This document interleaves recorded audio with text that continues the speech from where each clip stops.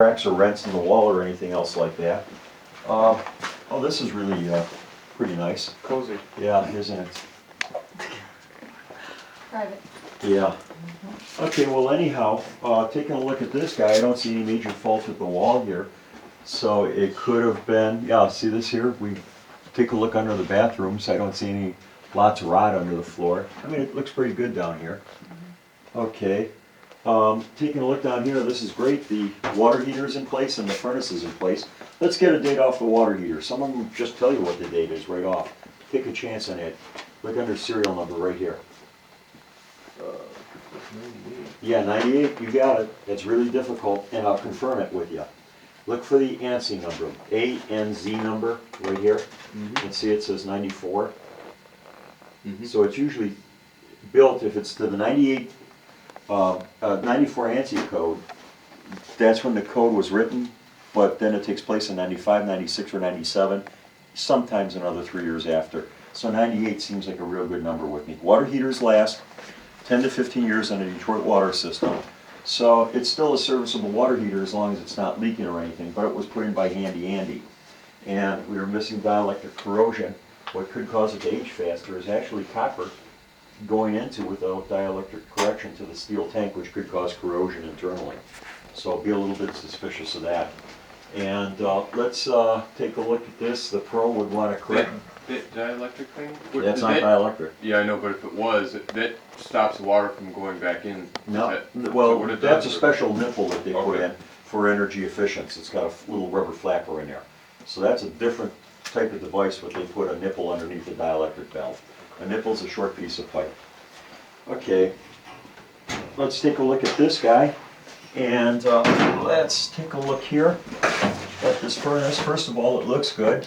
And then the serial number on this guy isn't going to give us anything, but let's go to the ANSI number, 1993. So furnaces are usually much closer to the ANSI date code than a water heater. So this is built in 94, 95, or 96. So my guess is that between 94 and 96. And looking at this guy, it looks it. And it looks like it's in pretty good shape here too. The air conditioner is older than the furnace. You can see that they had this existing, and this wasn't manufactured to match this furnace. See how this edge matches it? But they left this up here, and then they just put in a transition piece. So sometimes it's nice if you ever put in air conditioning in at the same time the furnace goes. You can really make it a little bit nicer looking installation job.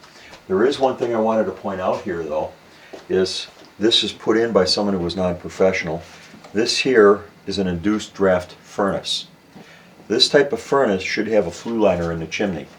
This masonry chimney on the outside of the house has the water heater and this guy going into it, and we have a problem with potential damage to the top of the chimney. So when I go back outside, I'll look at that.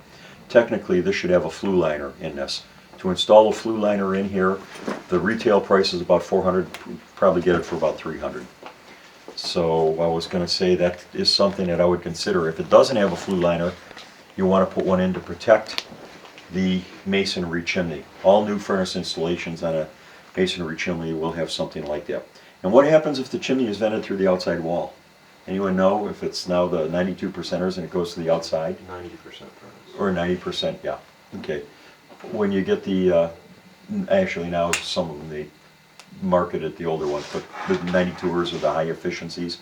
What they'll do is they have to have a flue liner just for the water heater, because if the water heater is the only thing left attached to the chimney, it's now called an orphaned water heater.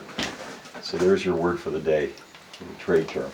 Here, go ahead, take a look in there. We'll give everyone a chance to look around. See how this is connected to the masonry chimney?